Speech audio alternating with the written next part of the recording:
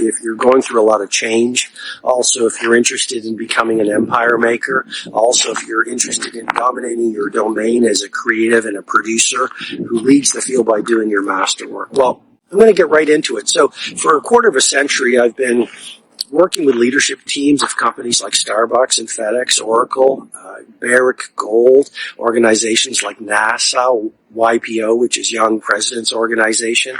I've been the personal mentor to a lot of celebrity billionaires and titans of industry, and I've worked with NBA superstars and film stars and members of royalty. So I wanted to walk you through in as clear a way as possible the philosophies and tactics of the most successful people I've ever worked with. And I'm going to get right into them. The first one is you've got to have a mighty mission that is much larger than yourself. What often happens is we don't have a central purpose that electrifies our spirit.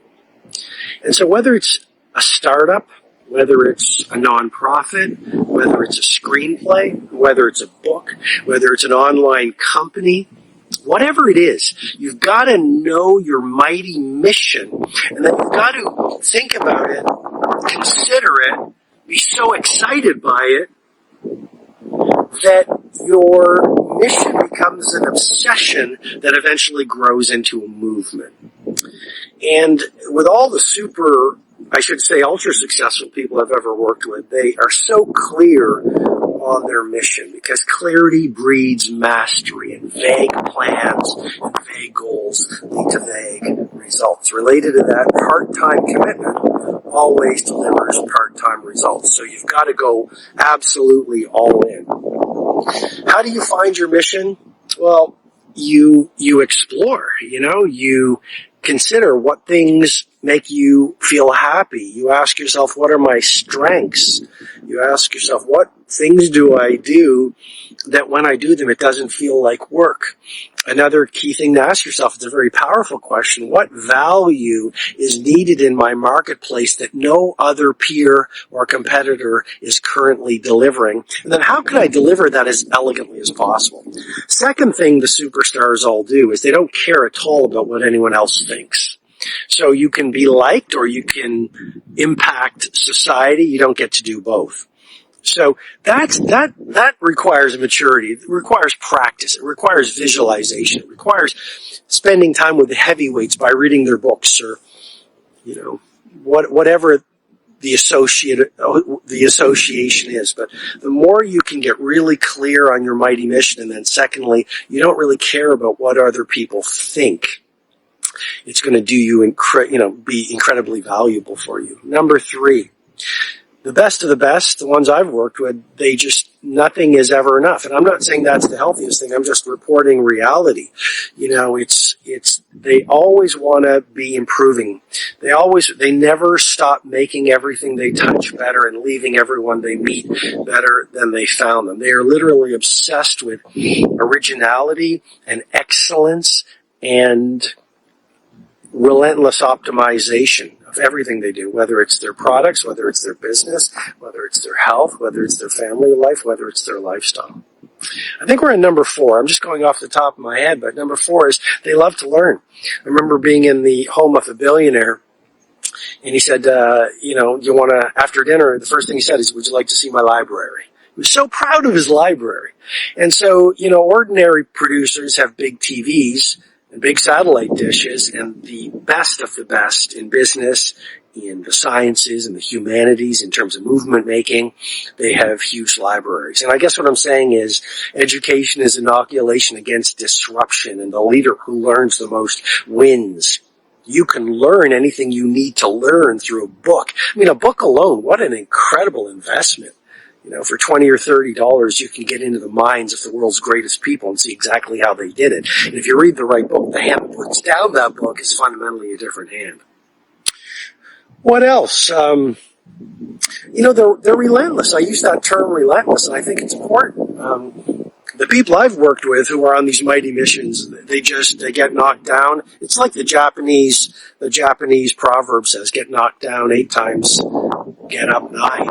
And I just think, These people get attacked, they get laughed at, they feel like giving up, they get faced by self-doubt, and they just keep on going. It's Benjamin Disraeli, the former British Prime Minister, said, success lies in a constancy of purpose, and it is stunning what happens if you just simply refuse to lose and you stay in the ring longer than anyone thinks you have a right to stay in the ring, and you sort of outlive your peers. Imagine how great you'll be and imagine the impact you'll have.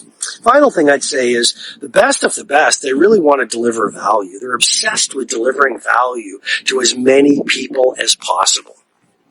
And if you deliver really great value, beautiful products and service, masterwork, Sistine Chapel ceiling level goods to the world, then the world is going to fall in love with what you do, and they're going to be your viral marketing team and help you build a globally cherished brand. Creativity. Oh, creativity is so important for every single one of us.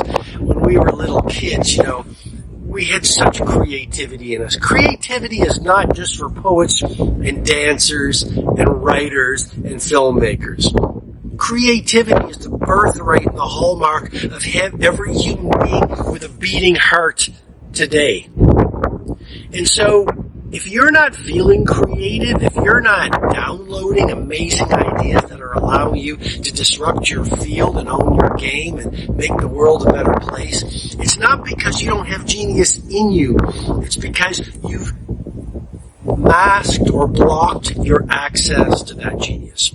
In the Circle of Legends, the model that I teach that has been revolutionary to my clients is the genius betrayal process.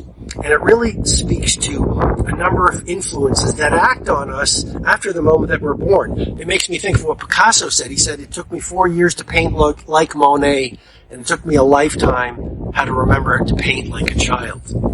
And so what happens is after we're born, we are influenced subconsciously by our parents who teach us as best as they know how the world works. We're influenced by our peers. We're influenced by our teachers. We're influenced as we get older by the media around us. We're influenced by the cultural beliefs that are entrenched in the nation that we lived in, or that we live in, of course. And so what happens is subconsciously, incrementally, every single day, we receive this messaging and this languaging that takes us away from who we truly are. And we lose our native creativity and our curiosity. A little kid is always saying, why? But sometimes that curiosity gets stuffed out of us by people saying, stop asking so many questions. And by the messaging of the media and the culture saying, stop asking so many questions. Don't dream that you could be an astronaut and an empire maker and a startup entrepreneur or a great teacher or a frontline worker. Play in a box, think small. And after a while, year after year after year, we start to think small. We start to betray our genius. We start to give up on who we are. And we forget who we truly are. In many ways, the process of self-mastery is not transformation, it's remembering. A human life is a short ride.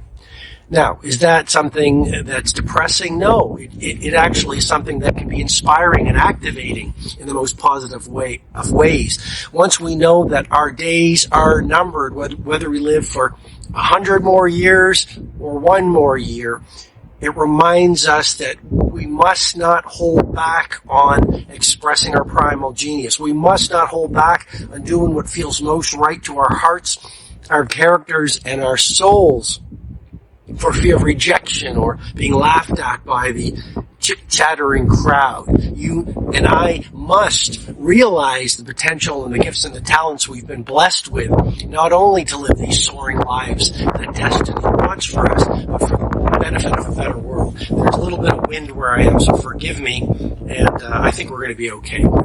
Usefulness. I wrote a book 22 years ago called Who Will Cry When You Die, which was all about legacy before legacy became a popular thing to contemplate. And I think ultimately life is a short ride, and I think ultimately you do want to think about how you'll have impact on the world, because even a long life is a temporary ride. And I think when you look at people who are in their final stages of their life, they don't wish they had more money, and they don't wish they had more fame, and they don't wish they had bigger houses, and they don't wish they had bigger titles, and they don't wish they had whatever you want to fill into that blank that I'm figuratively speaking just put in there for you. No, at the end of our lives, we all have the same human longings at the end. And these are things like greater connection with those we loved. We wish that we had walked the earth more lightly. We wish that we had been kinder, and we wish that we had been more helpful to our neighbors.